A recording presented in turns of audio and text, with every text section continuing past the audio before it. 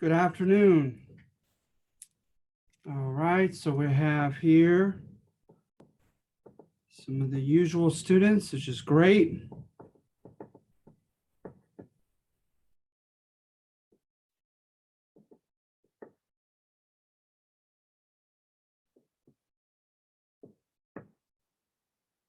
Great to have you. All right. And so, boy, today, my goodness, we got a lot. Um, the imperialism handout, I'm not satisfied with, but you have it nevertheless. I had other numbers from a previous semester I was unable to find. Numbers one and is it five? The first and last are a bit redundant, and I apologize for that. If you've had a chance to look at it yet, and then you also have the test questions, right? So let's see here.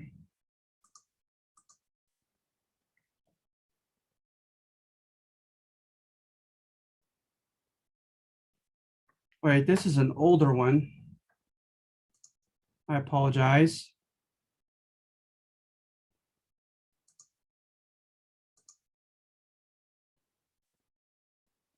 Well, I drew from the old one, so it's okay. All right, so you have court history of the Spanish-American War, revisionist history of the Spanish-American War. You have Walter Lefebvre's take on American foreign policy in the late 1800s and throughout the 1900s. You have ideas that were deemed to be dangerous, for lack of a better adjective, by your instructor at the end of the 1800s that were supposedly influential in helping to formulate American foreign policy. You also have the history of the Hawaiian Islands, which I may or may not get to at this point. I may wait until the day of the week of the test to do that, as I did with the previous class, as I'm doing with them. Spanish-American War, military history, just a brief coverage. Let's see here, McKinley in the handout, James G. Blaine, subjectively according to your instructor, the Platt Amendment. Okay, and then I also had on the new one, I also have dollar diplomacy and the corollary or addition, amendment to the Monroe Doctrine. So you have those, you have the precise questions, okay? My thumb drive is going awry, and so I'm unable to presently ascertain the newer version, but you have that available on Canvas. So by all means, take advantage of that and remind me if you need to, and we will make sure that we've covered it. So with this newer, for better and for worse, handout here, a couple things to note, right? Is one, with number one, I'm looking at a couple sources that I utilized. And one is, let's see here, if I can get to the top. One is the European Intellectual History since 1789, since the French Revolution, by Roland Stromberg. I'd recommend that book if you ever had extra time and money on your hands, but of course not necessary for the class.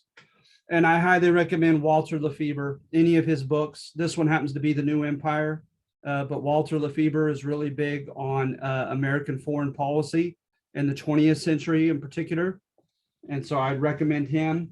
If you want to get or notice the details I have on the Philippines and America's involvement in the Philippines, I'd highly recommend H.W. Brands. I like Brands, Bound to Empire. So just something to think about, just on the side, if you had the time and opportunity, especially if any of you are fellow history nerds like myself. It's fun. So at any rate, and on number one, right, it's court history, because you're not looking for ulterior motives. You're not looking for the base instincts of acquisition that you find in some histories, where they're just looking to make a buck, where they're just trying to gain power. where they're just trying to take advantage of weaker nations, right? But instead, you're laying the premise that ideas are very, very powerful in their influence, and they were at this time period, and to such an extent that Americans became supposedly convinced that they needed to become more aggressive. And the operative word there is needed, that it was necessary, right? It's because in court history, when you defend the nation, you can't deny the fact that we took Puerto Rico, we took Guam, we took the Philippines until the end of World War II, right? We got in Cuba for 4 years, and took our sweet time in leaving. You can't deny that. But what you can contend, right, is that we had good intentions, is that we felt compelled by the beliefs of that time period and by the circumstances that we found ourselves in the 1890s to act aggressively overseas. Okay, and so that's the key to number one. And you notice also is that we're going to do a lot of great man history today, and with number one, with great man history, remember, it doesn't imply that the people that you're studying are great people ethically, but what it implies is that when you're looking for how people, how events turned in the direction in which they went, you're looking at the influence of people who had the lever of power in their hands, people in great positions of power, okay? And I find it interesting that when you find American foreign policy, we have a Republican form of government, which is a mixed government, right? It's partly democratic, it's partly aristocratic, and it's partly monarchical. And to me, the foreign policy is not our most democratic element, facet to our government. When you look at a lot of the decisions that were made, the obvious of Congress having to declare war, but as far as America getting intervening economically and making treaties with other countries, you're dealing with just some people who were not elected into office. At this time, for instance, senators were elected by the state legislators of the states, not yet by direct election. So you have not just senators, but you have precise committees, numerically small committees, known as the most famous is the Foreign Relations Committee in the Senate. These are not elected men. This is a small handful of men who are dictating terms with foreign countries in the Senate Foreign Relations Committee. The State Department, right? The Secretary of State is big. He looms largely in this scenario of making treaties with foreign countries, etc. And so, you think of like William Seward buying Alaska and in the 1870s. And so at any rate, you have that going on. Jumping into this, some of the ideas that were in vogue, and this is hard to prove, right? I find that this is difficult to prove for even, Ivy League historians like Walter Lefebvre. How do you really gauge how tangibly effective ideas were at permeating the inner circles of government, much less the general public, right? That's difficult to prove, but he tries to go about doing that. And I find that interesting also because Walter Lefebvre is highly revisionist in his historiography, and you need to remember that for the test. Walter Lefebvre oftentimes more than implies that Americans had money, had power in mind when they made decisions in foreign countries. But he doesn't shy away from this thesis either, that he also believes in the coexistence of the influence of ideas that were going on at this time. So I think a perfect bridge in those two historical interpretations is James G. Blaine, Secretary of State a couple times under Grover Cleveland during the Gilded Age. And because I think there's a lot of evidence that he imbibed these ideas and truly believed in them, but he also clearly put America first, had American corporate interest in mind, and was, acting kind of like a plutocratic agent at times as well, right? In conflict history and Marxist history of the government and big business being, in the same pocket, if you will. So at any rate, social Darwinism was huge at this time. Herbert Spencer, Thomas Huxley, and what they did, right, is they took some of the premises of Darwin and his theories, and they took them to a macro human civilization level. So the idea, right, of, in contrast to Darwin, Darwin thought, right, that that random mutations amongst different species, within different species, having a lighter bones as a bird, having a bigger wings, etc.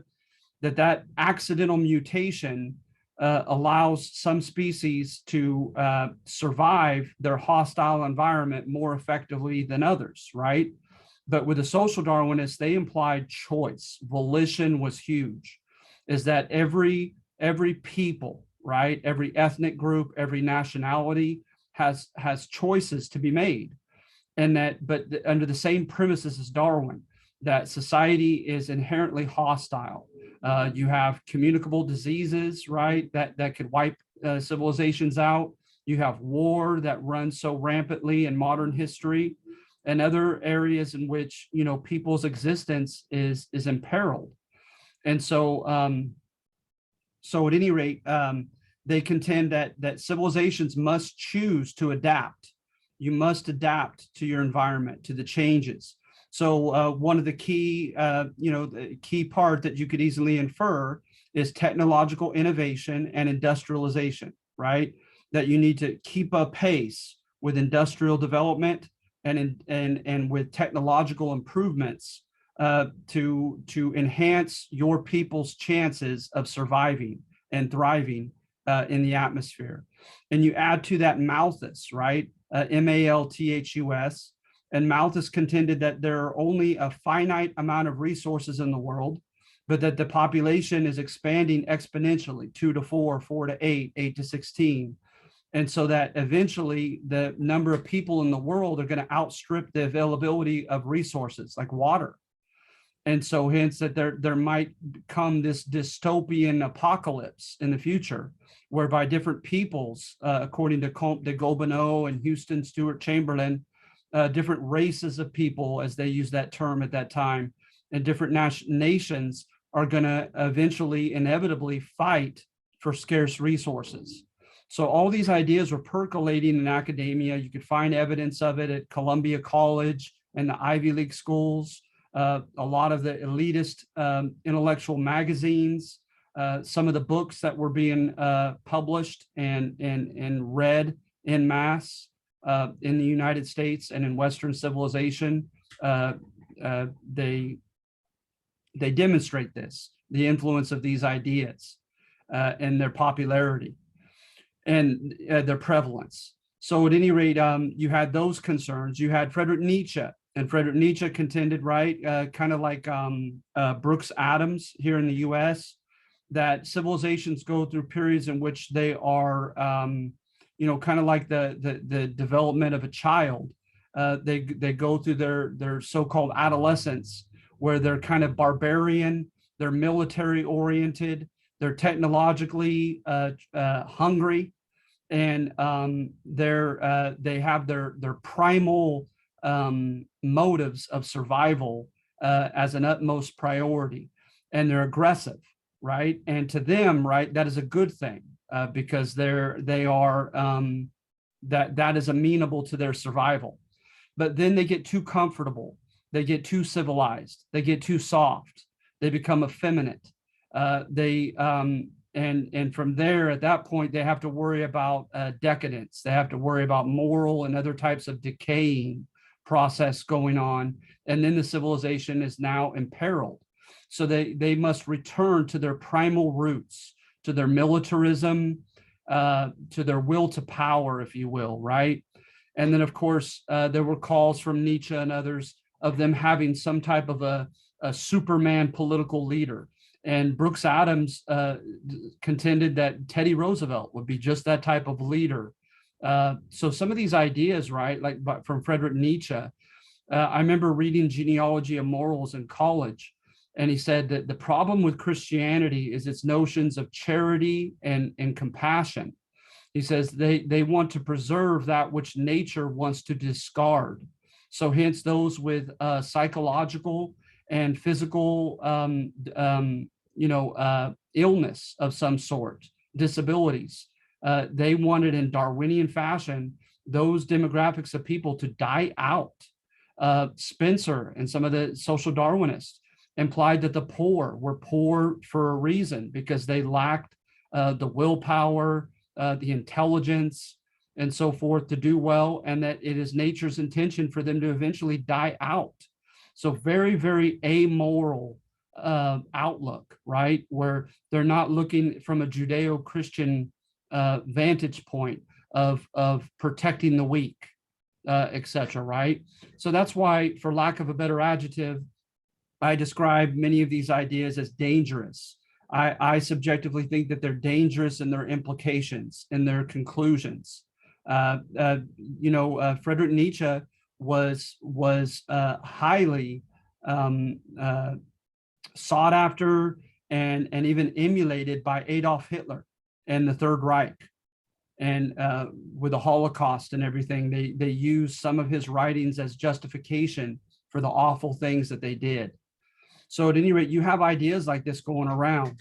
And then when you have Americans in particular that are piggybacking off these ideas and taking them in their own direction, I think of Brooks Adams and Josiah Strong, for instance. They took like Frederick Jackson Turner's thesis, right?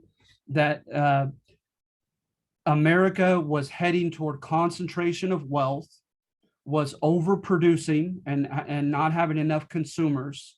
The gap between the rich and the poor was widening, and that was a cause for concern, that it could lead to what we'll see in the Bolshevik Revolution in Russia in 1917, to a class war, to a violent class war. And they felt like a frontier with available land for the poor, what served as a healthy outlet, right, for the poor to have some chance so that they're less inclined to rebel. And so the concern was in the 1890s is that the frontier was taken and it was done. It was already claimed.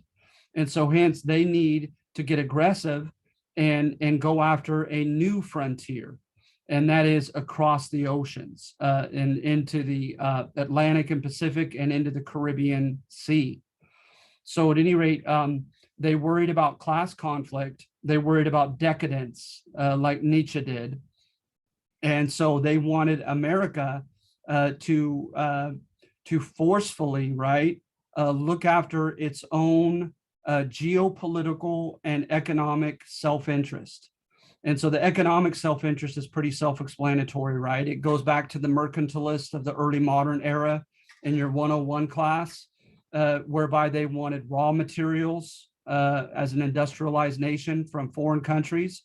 They wanted to ensure that they had access to raw materials by actively, aggressively entering foreign markets, right, with the help of their diplomats, and even if necessary, the help of their military. And they wanted access to markets. All the products that were being consumed are being produced and not being consumed here in the US. They wanted those products to be bought elsewhere and to forcefully ensure that that happened. Now with geopolitics, I think of like looking at a map as like a chessboard, and you deal with contingencies, you deal with the what ifs of history, and you look and say, okay, who are our biggest threats immediately that may attack us and may imperil our prosperity and our very existence eventually in the future. And at that time, arguably, you look at the industrial giants of the Gilded Age, and I would make the argument from not only how well they were doing economically and militarily and imperialistically, imposing their will on other countries, but also from the writings of Americans. And they seem to be concerned with Germany. Germany was really coming up, and still England. And so at any rate, they looked and they could see, right, for instance, that England was highly involved in Venezuela here in the American hemisphere, that England was highly involved in Nicaragua and at the top of South America. And then in Germany, they were concerned about the Samoan Islands as a midpoint to the Asian continent.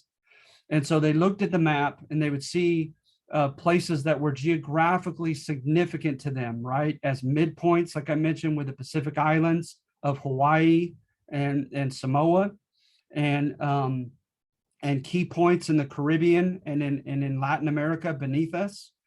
And they thought, you know what, we need to get more aggressive and more firm in our diplomacy, and even build a military against the possible threat of Germany and England in particular.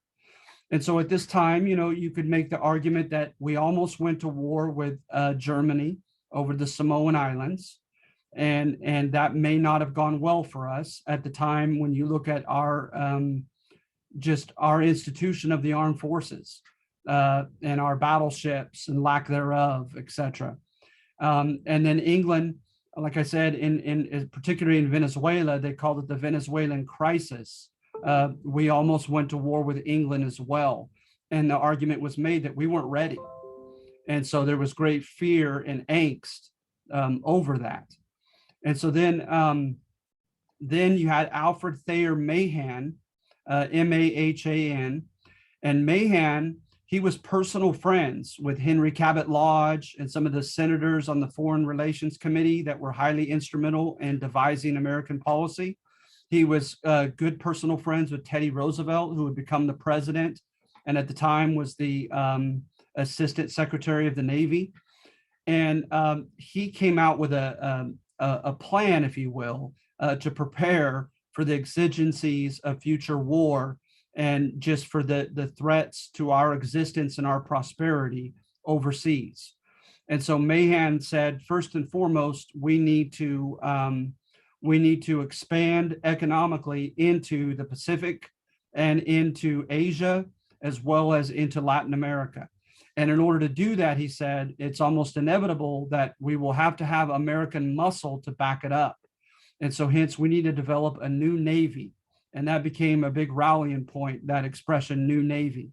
So in 1883, Congress passed the Naval Appropriations Act and developed the battleships that were kind of archaic by the time of World War II, but the USS, and then they were named after states. Those were the battleships, the famous battleships that were the baby, if you will, of the Naval Appropriations Act of 1883. And so Mahan wanted us to develop that type of naval muscle, if you will, to be able to back up our economic infiltration into the Pacific, into Asia, and into Latin America. Okay, and so you have all these ideas that are percolating at the time. And then it's contended that for those who did not like the idea of being aggressive for its own sake, and engaging in aggressive geopolitics, right? And remember, with geopolitics, it reminds me a little bit of Rockefeller's MO that he followed as a robber baron. Is you start off like with the Samoan Islands in the 1870s, et cetera. You start off with a win-win situation, and you tell them, okay, we're going to provide American products and goods. We'll provide American capital to invest into your islands, something that we could offer them, right? And then in return, we ask for a naval station. So again, in case we go to war with Germany, in case we go to war with England or some perceived threat, we have a naval station right in the middle of the Pacific Ocean between us and Asia. And so at any rate, but the problem is you don't take no for an answer in aggressive geopolitics. It's also known as realpolitik, right? With a K, realpolitik, named after Bismarck of Germany, whereby just that, you don't take no for an answer, you impose your will on other people, you threaten the use of force if need be to make sure that your country's self-interest and your country's preparation for contingencies, for the what ifs, as far as threats, are prepared and ready and strong. And so at any rate, you have all this going on. And for those who didn't have the stomach for that type of unapologetic aggression in our diplomacy, you had the white man's burden. And the white man's burden contended, right, that, you know what, these countries, the Pacific Island countries and some of the Latin American countries, that there's allegedly evidence that they're lacking in the Industrial Revolution. They're lacking in economic diversification. They're lacking in technological innovation, and they're lacking in military development. And so therefore, it is inevitable that some bigger power is going to gobble them up. So who better to gobble them up than the US as a lesser evil? We could come in, we could take what we need and we want for our self-interest, somewhat unapologetically, but in return, we could prepare them for the future, for their own good. But remember, the issue with this ethically, right, is even if you come to believe that it is for the good of the people of the Philippines, right, to receive a public education system, to have a sanitation brigade fight against communicable diseases, to have infrastructure development with roads and electrical power lines, et cetera, go through their country, right, and have them diversify economically. You're forcing that pill down their throat. You're not taking no for an answer. And that was part of the white man's burden. So to some people of Western civilization, that was at least more palatable.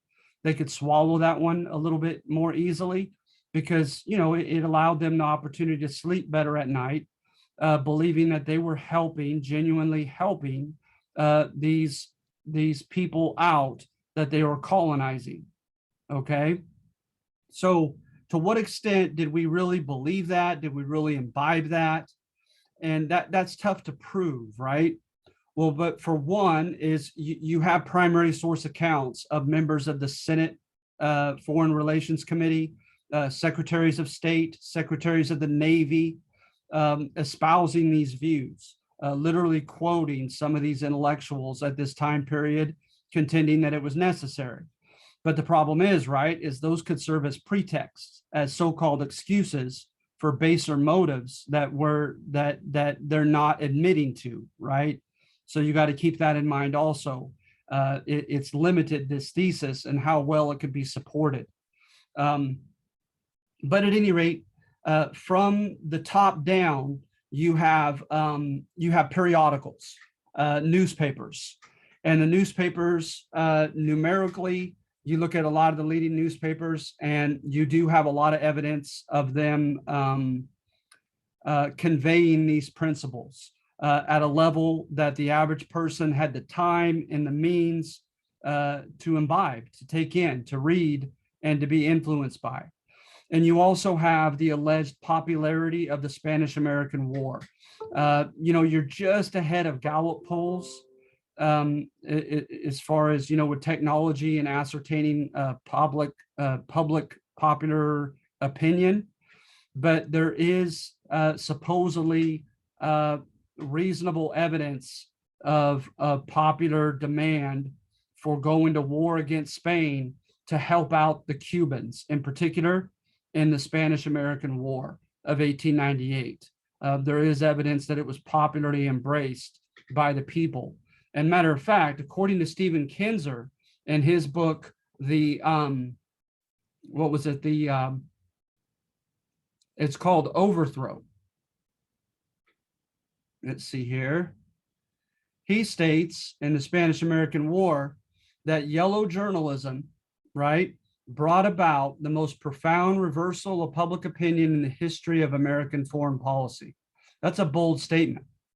And so he's contending, right, that Americans, by large, from what they read in their newspapers, largely oscillated or moved from being isolationist and saying, you know what, that's the Cubans' problem, not ours, to wanting intervention and wanting American forces to go and fight against Spanish forces to help the cause of free Cuba, of Cuba Libre. All right.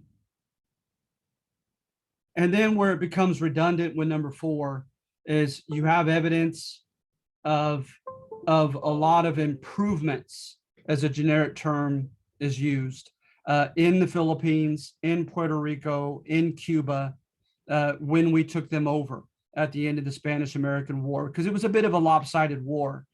We won within 4 months against the Spanish. The Spanish Navy was not up to par technologically with our new battleships, and they also made poor decisions, as I'll probably get back to on that question for the test. And so at any rate, then you also have the corollary to the Monroe Doctrine. All right, very, very paternalistic. Teddy Roosevelt contended, right, in the original Monroe Doctrine, it stated basically Europeans, the American hemisphere is out of bounds for you.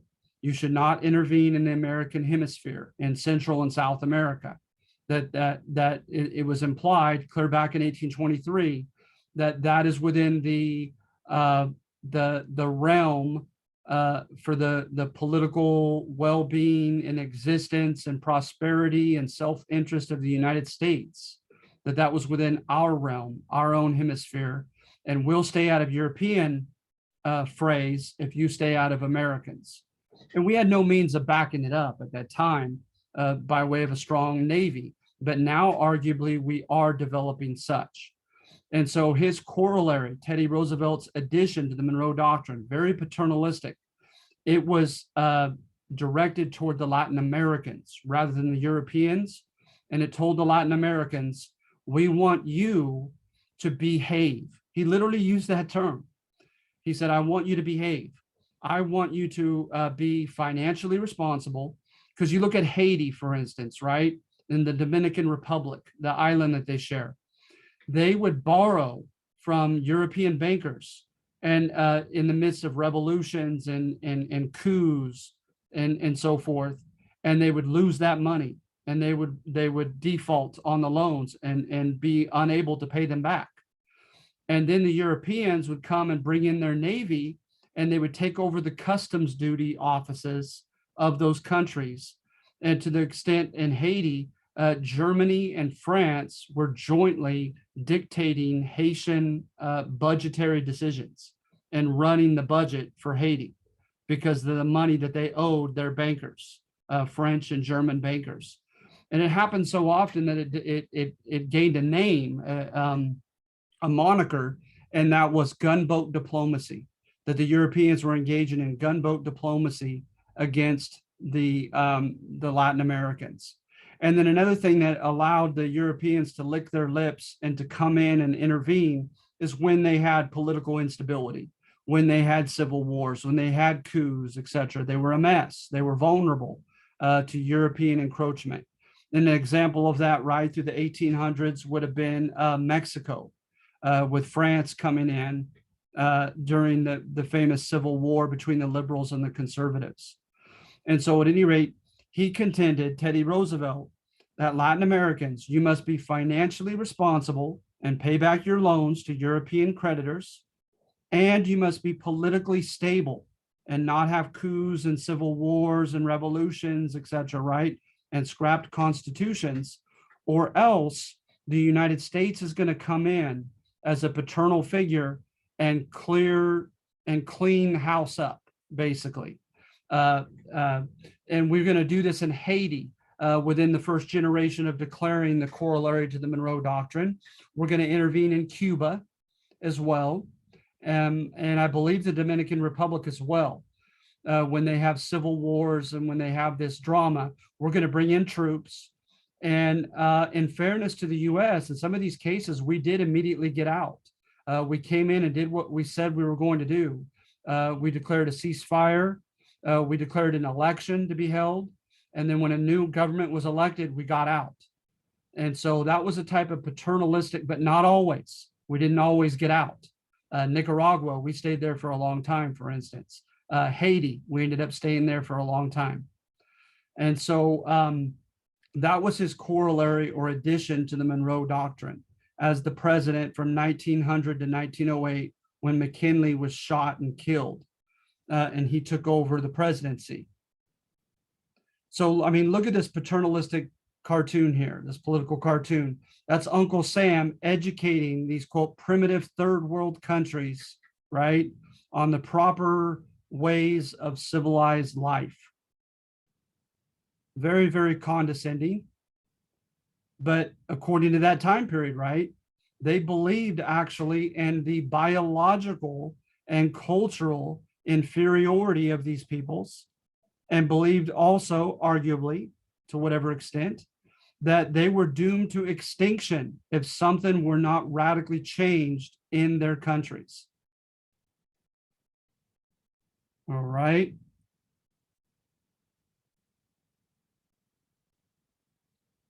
Then with number two is, again, this is court history, because we're contending that, you know, you can't deny that we got involved in these countries, that we fought the Spanish-American War and took over certain islands like Puerto Rico, Guam, and the Philippines.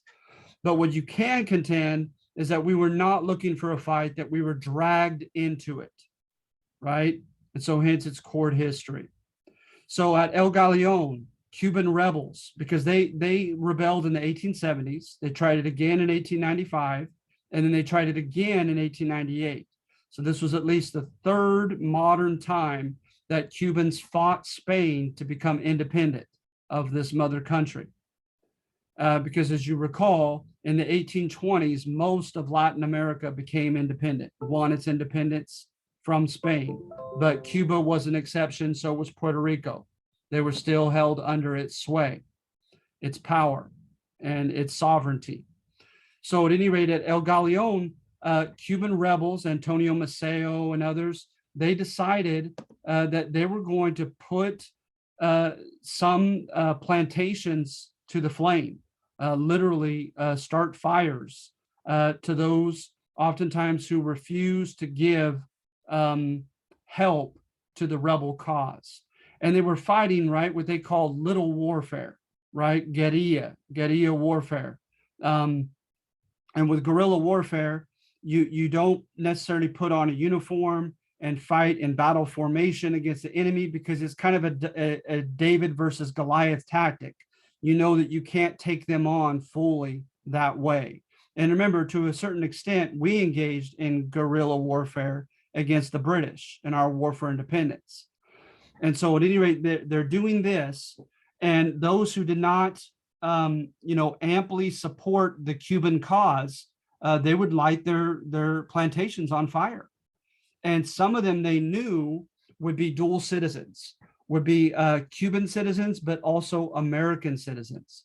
And then you had the question of American involvement, because the 5th and 14th Amendments make it clear that the federal government is responsible to protect the life, liberty, and property of its citizens. Now, does that mean citizens overseas living in foreign countries? It's not clear. So it's varied from administration to administration and from epoch time period to time period. And so they tried to take that risk, whereby they're literally trying to goad America into getting involved, for no other reason, to protect its dual citizens. And you also had the juntas, and the juntas, right, were organizations, as you see here, that were established in the U.S. By the Cubans, and they tried to foment American sympathy and American participatory help for the cause of free Cuba against Spain. And they raised money and tried to raise awareness, and they engaged in, and I mean it in the technical term, not in the negative one, but they engaged in propaganda and trying to get Americans to sway American public opinion into fighting for the Cuba Libre cause. There's a book called Empire by Default. That's a very interesting book, and it contends in it that the juntas were relatively successful in turning American public opinion away from Spain and toward helping the Cuban cause. Look at that emaciated young man in that picture.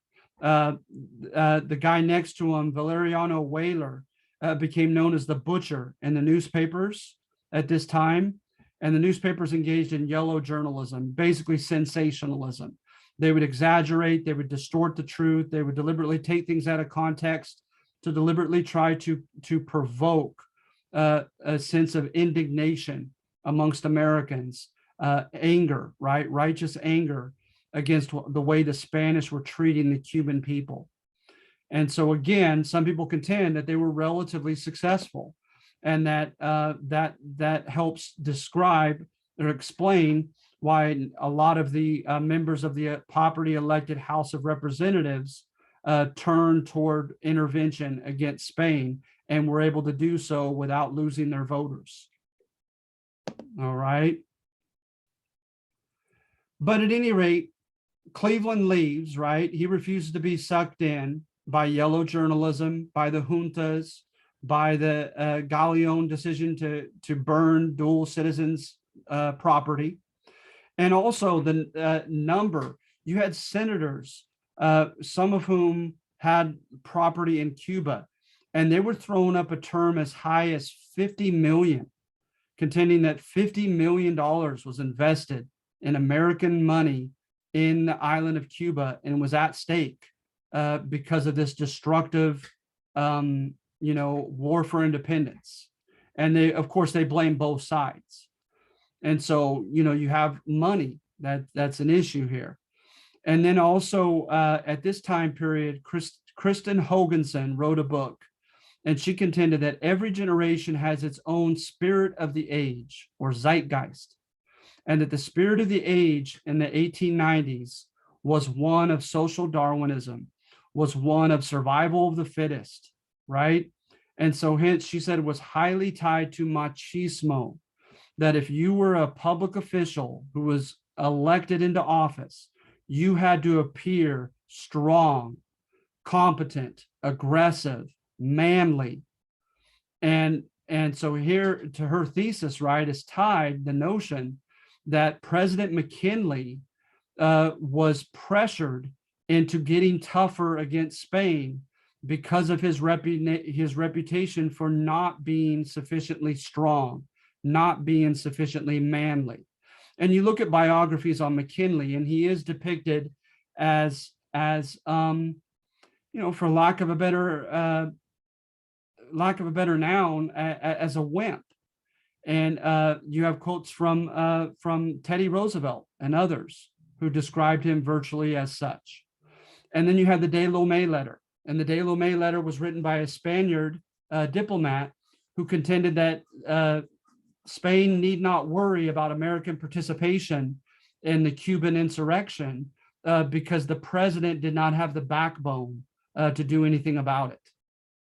And so that letter was discovered, given to the press, and then of course it was given all kinds of national coverage. And now this put the spotlight, the negative spotlight, on President McKinley, contending, do you have the backbone to stand up to Spain and what she's doing just 90 miles off the coast of Florida here in Cuba. And also the proximity of Cuba, the geographical proximity played into this argument as well, contending that this was of utmost national security concern, this happening, this chaos, and these human rights violations happening so close to American borders. And then in addition to that, look at here, Senator Chandler, he boasted in Congress, we will declare war in spite of him, in spite of McKinley.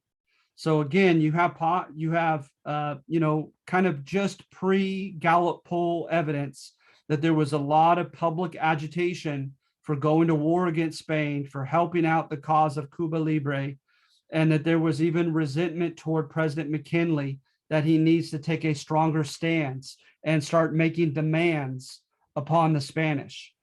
Well, at this point, he sends in the USS Maine into Havana Harbor because there was a famous bullfighter that came into Havana, and the Cuban rebels took advantage of this international tourist arrival for this famous bullfight to try to, disseminate their propaganda for the Cuba Libre cause. And very publicly, it makes me think of like, at the Olympics with the Tibetans trying to gain a free Tibet from China if China were to host the Olympics. And so that's what the Cubans did at this famous bullfight. And the Spaniards played right into their hands as they acted very oppressively toward them. They did mass arrests. They engaged in violent repression of peaceful rallies, and made themselves look more awfully than even before with this crackdown. And so we sent the USS Maine battleship there as a reminder to the Spanish that they were not to violate the rights of dual citizens, of American citizens living in Cuba. And so it was there for, I want to say, about a month. I used to have memorized just how long it was. But in February of 1898, it mysteriously blew up. And what do you know? We had an investigatory scuba team go underwater, and we came out with evidence of an inward blast, and an inward blast right at one was at the hull of the ship and the other one was at the bow.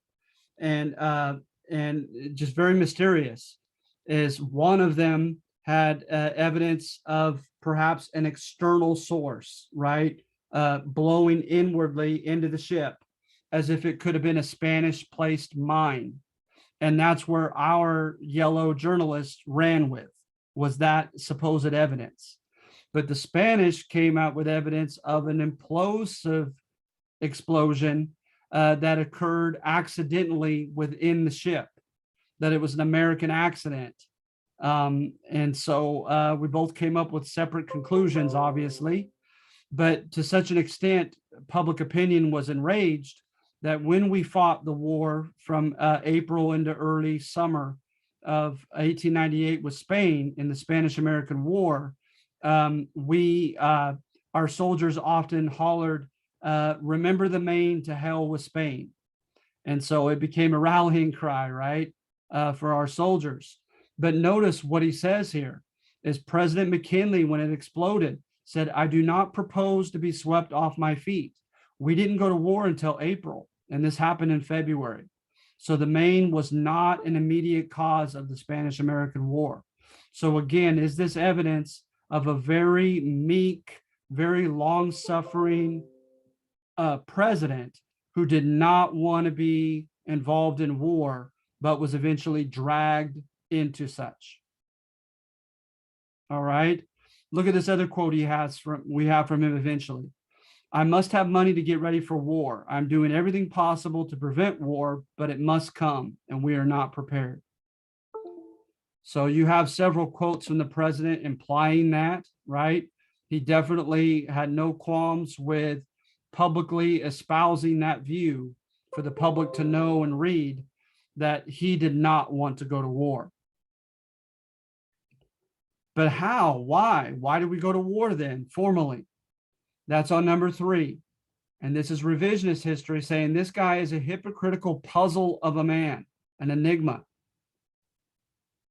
He issues an ultimatum. And this ultimatum gave a time period. I used to have it memorized.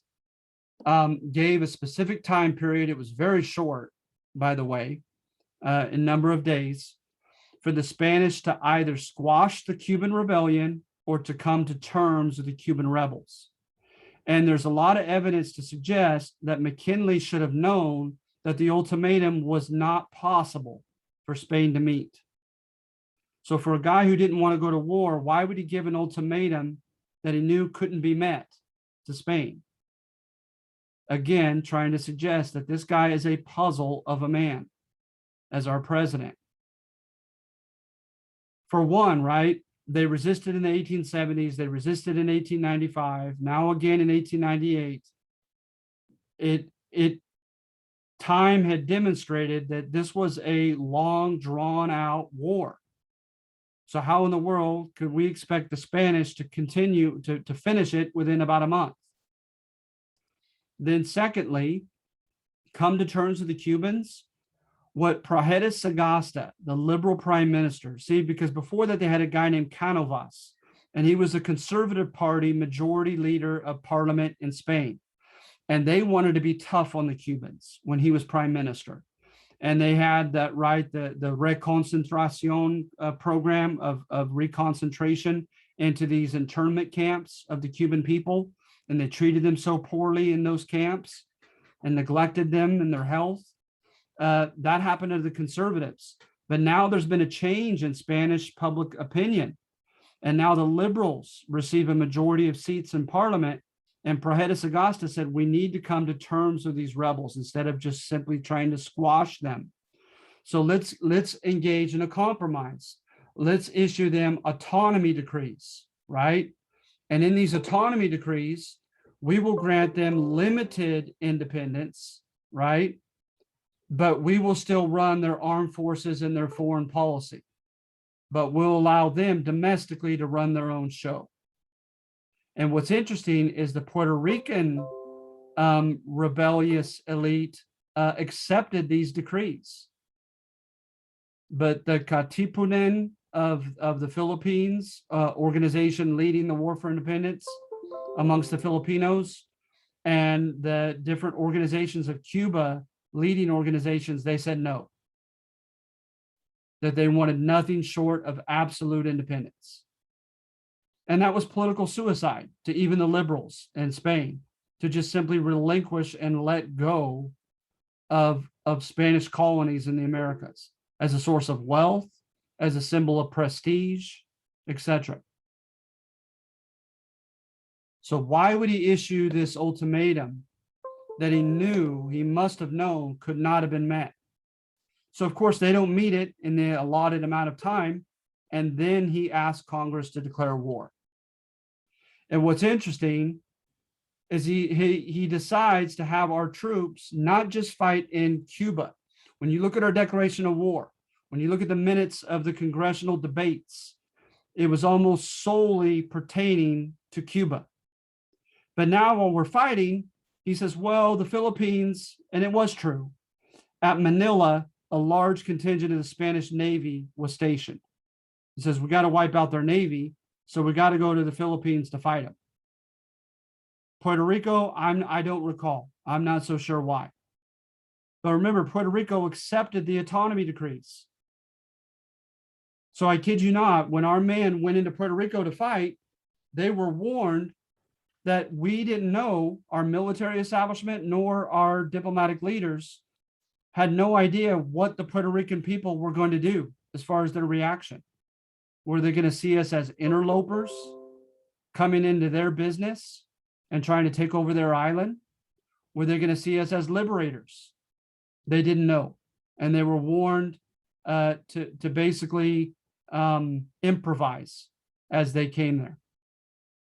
So much for them wanting our help and us coming to help them paternalistically, right? In Puerto Rico. In the Philippines, there were no such juntas here in the US. There were no such formal declarations at rallies by the Filipino rebellious elite that they wanted or needed our help. But we came in anyway. And we took on a very arrogant attitude toward them with our soldiers, supposedly, when we fought in the Philippines. And we didn't fight alongside them. We gave them orders. We kind of pushed them aside and declared that the war was between us and Spain rather than the Filipinos. So the leader of Katipunan was a man named Emilio Aguinaldo. And Emilio Aguinaldo, he was no dummy. He tried to ensure an immediate American promise, either from Congress or from leading military personnel or diplomatic personnel in the Philippines, that we would get out once the war was over. And what do you know, right? A guy named Spencer Pratt and a guy named Commodore Dewey of Spencer Pratt was a diplomat. Commodore Dewey was a naval commander.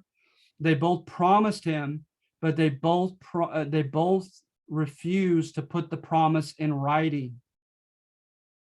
And so at the end of the war, when we win, the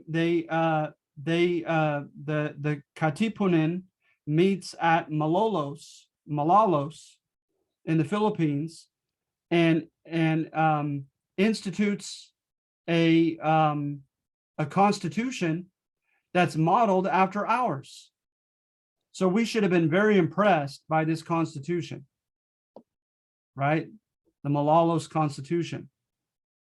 But instead, we said, President McKinley said, don't be silly, Filipinos. You're not capable of self-government. You're not capable of a Republican federal government like ours. And we refused to leave. So the Katipunan and Emilio Aguinaldo declared a war of liberation against us. And here we were supposed to be the liberators, right? And so from 1898 to 1902, we fought against a, quote, insurrectionary war against the Filipino people. All right. So a bit ironic, right? So again, the question is asked, who was this man, this president, William McKinley?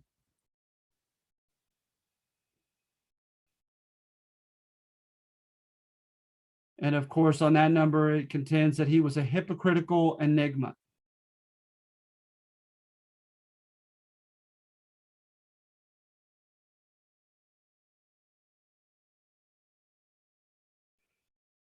And then number 4 is good conflict, almost Marxist history by Walter Lefebvre, contending that there were direct connections between some of our diplomats that we sent to these foreign countries and to big business, wanting to get our claws into their markets.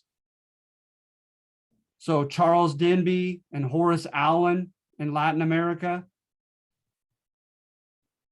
James G. Blaine, I'm sorry, in Asia, James G. Blaine into Latin America.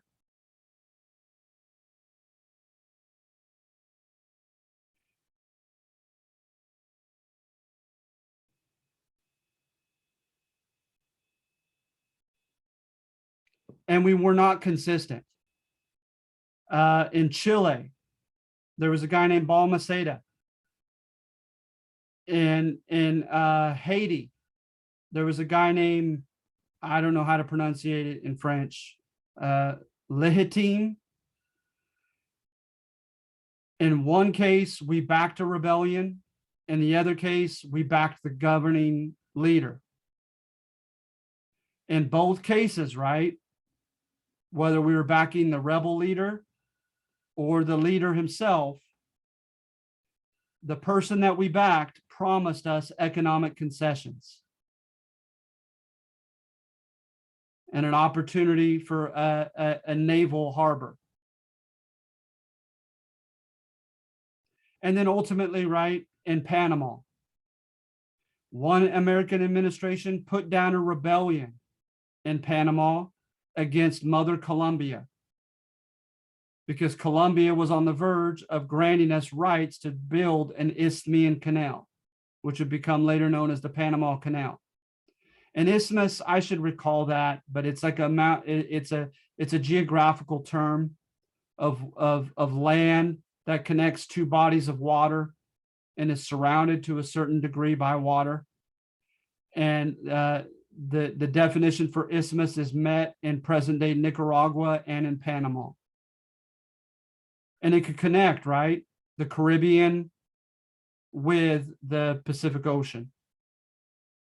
So it was good for trade, and it was good for our Navy to get from one theater quickly to the next. And that was all part of Alfred Thayer Mahan's big plans for our country that Teddy Roosevelt imbibed. So then you have also the, eventually we took the other side of the spectrum and we supported a Panamanian rebellion against Colombia under Teddy Roosevelt. And what do you know? When the Panamanians were successful, their first order of business was leasing us land for a Panama Canal.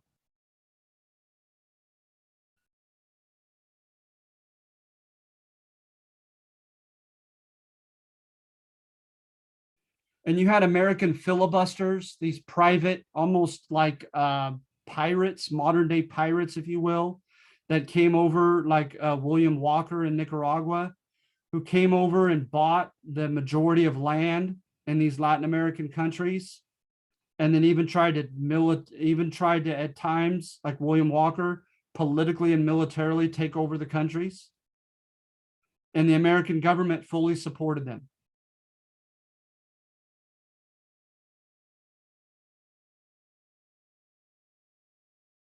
And that's James G. Blaine. And again, numbers 5 and number 1 are redundant, and I want to apologize for that. But again, that we supposedly had good intentions in the Philippines, and that to the extent that today it's seen as condescending, the way that we forced these quote improvements on the Philippines, that it's not fair to ascribe that denunciation, that modern denunciation, upon a generation that lived at that time period.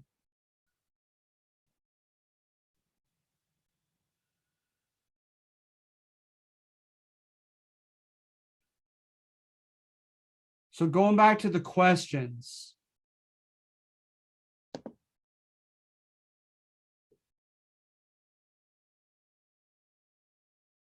How about number 15? We didn't do the military history.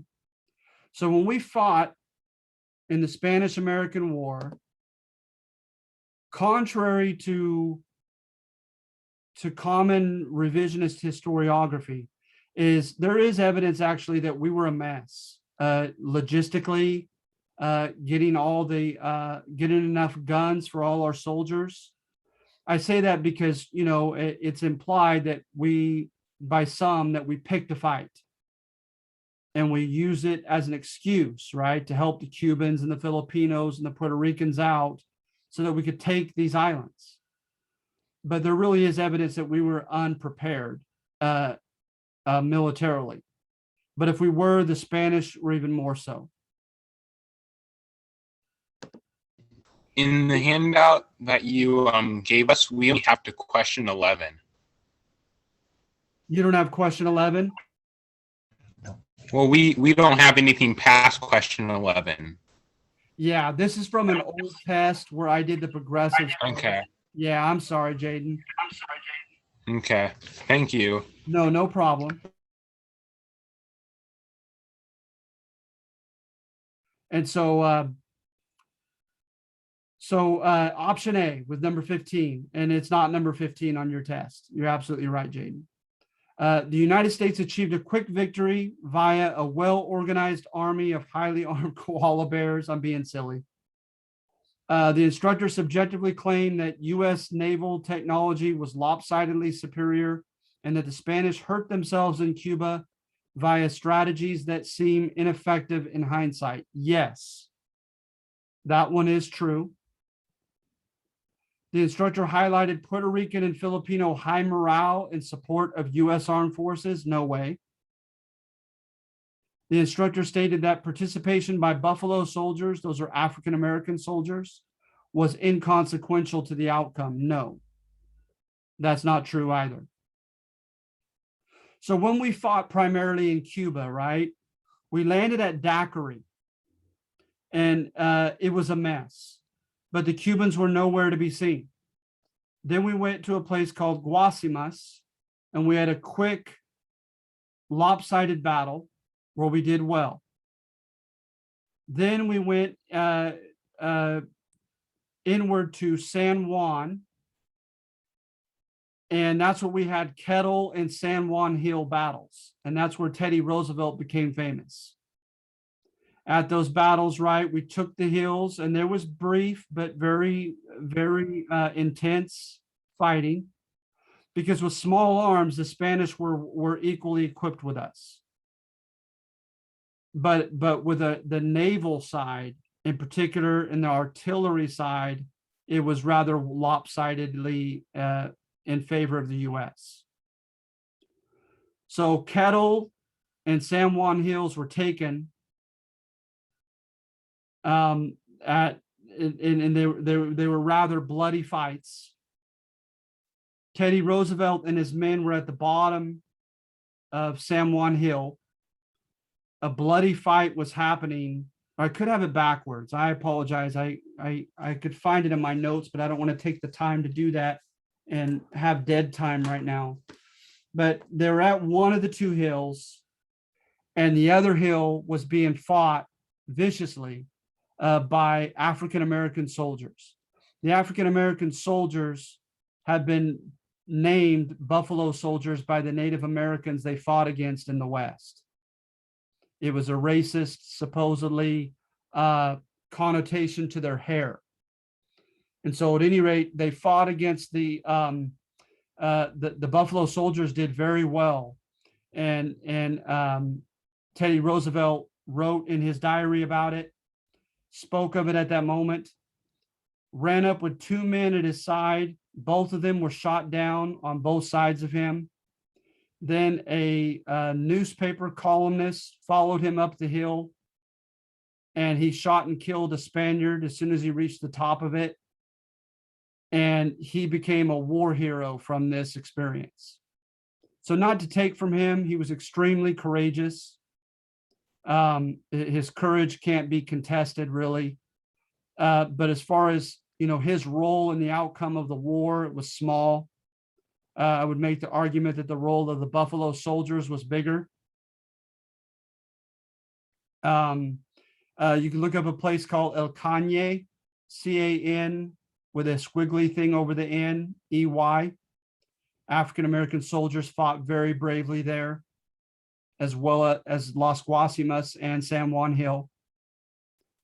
Then they surrounded Santiago de Cuba, that city Santiago. And they waited for over a month. The Navy engaged in a cordon or a blockade around Santiago.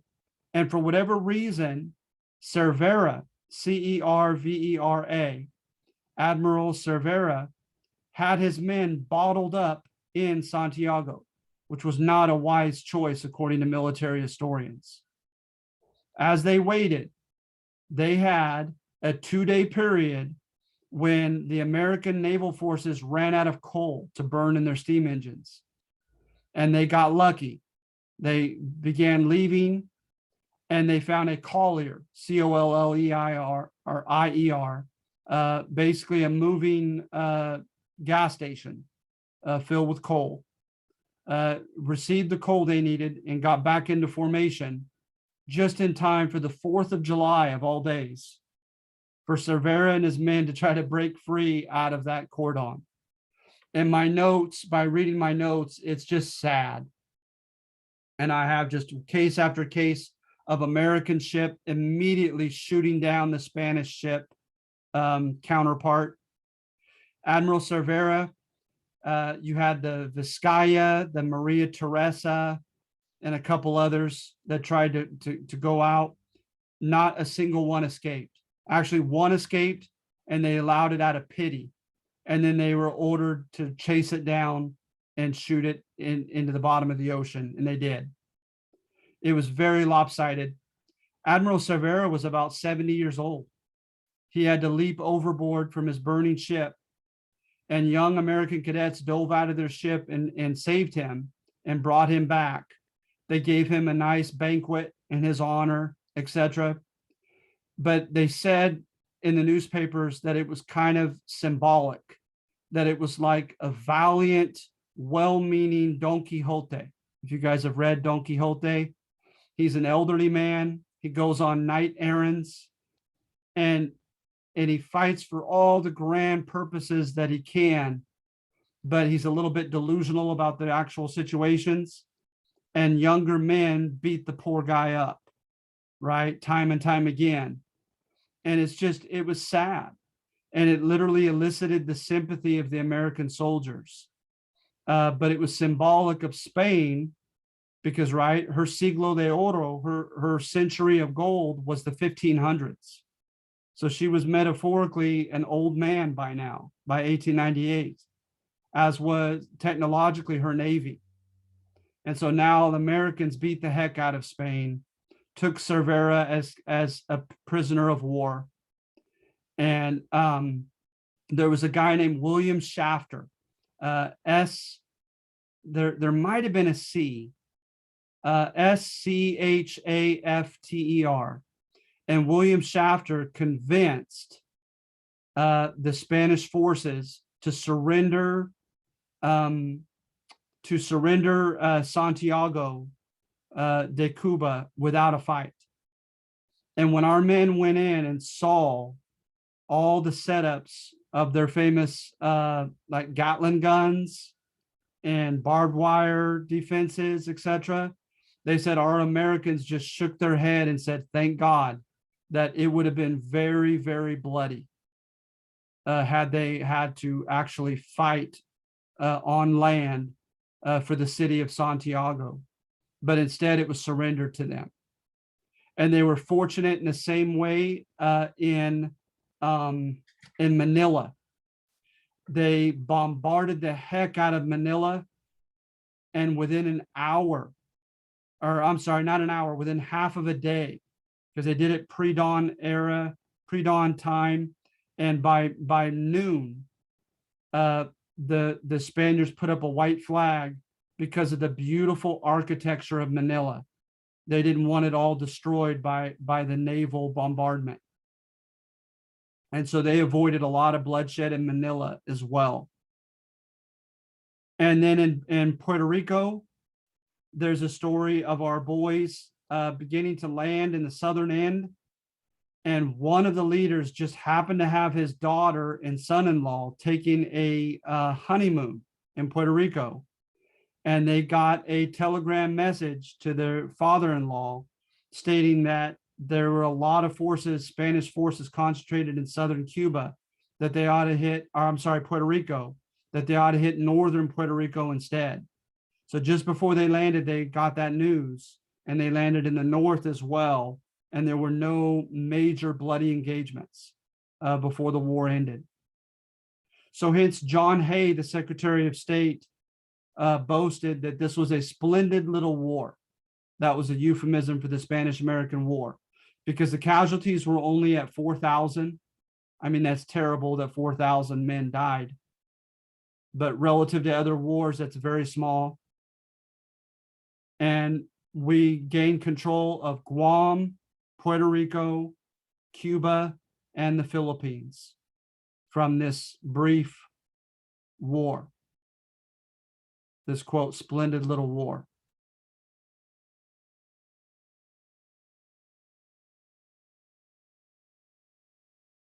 All right, and so take a look at what we have as number 17, but it's not 17 on your test. James G. Blaine was depicted in class subjectively by the instructor as an embodiment of the power of ideas when held by men in important positions. We talked about those dangerous ideas. Of America's increasing willingness to engage in aggressive geopolitics, and of the Marxist accusation of governments dangerously intertwining foreign policy with the interest of big business. That is meant to be true. That's why I symbolically chose him. So I felt like he fit all of those into one.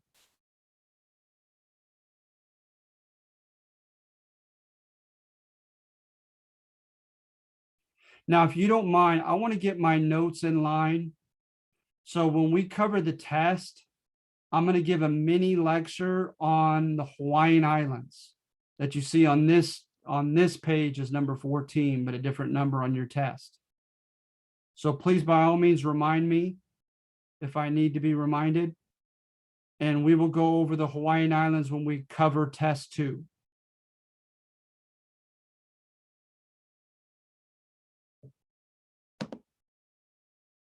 So remember the corollary to the Monroe Doctrine, right? The amendment to the Monroe Doctrine is Latin Americans, quote, behave, be financially responsible, and be politically stable, or the United States is going to intervene into your country.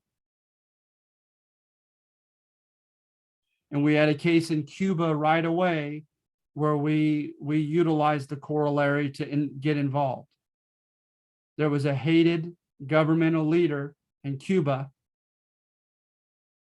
Bonilla, I believe it was, but I could be getting him mixed up with another gentleman. And I know that the leader of the rebellion was Evaristo Esteños, Este'n with an N over it, O-Z. And Evaristo Esteños was a negro, was a black Cuban. And he had his own newspaper that was shut down. And he was going over the human rights violations of the Cuban regime. And he had a very popular, arguably justifiable cause. And when we came in to ensure stability, we did not allow him to run for office because of the color of his skin. And that was one of the first cases that we called upon the corollary of the Monroe Doctrine to get involved in a Latin American country and its sovereign affairs. And as we did leave in 1902, we issued the Platt Amendment, and it did legally kind of circumvent or curtail or cut short Cuba's true independence. It legally justified America's right to intervene in Cuban affairs in the name of stability and American self-interest. That is true. It also obliged Cuba to lease Guantanamo Bay to the U.S. government for a military base. And C is false. It absolutely controversially brought about criticism of American imperialism in Cuba. So one of the first things Fidel Castro protested when he took over Cuba in 1959 was the American Platt Amendment.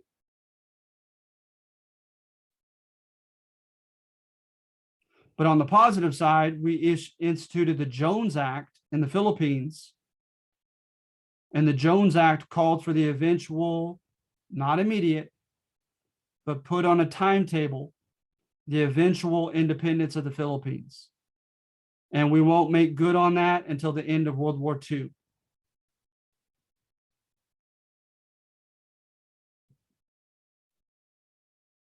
And you'll see about dollar diplomacy at the end. Another term that they use for dollar diplomacy is informal empire. A formal empire requires colonization by troops, the American flag coming up. That's costly. People have had their own sentiments, their own culture, their own worldview, their own loyalties.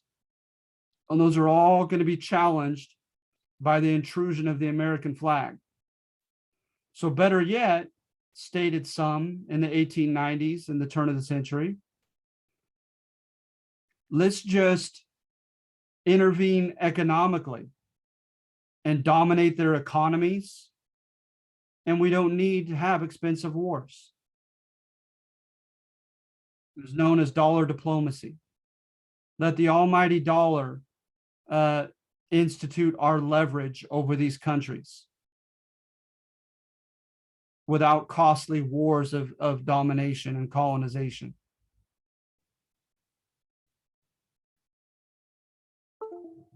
And dollar diplomacy was famous under Taft, William H. Taft, the president after Teddy Roosevelt, from 1908 to 1912.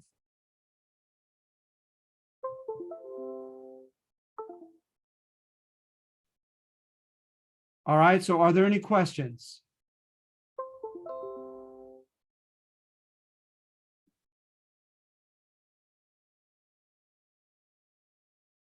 All right, thank you so much. Thank you for staying with me.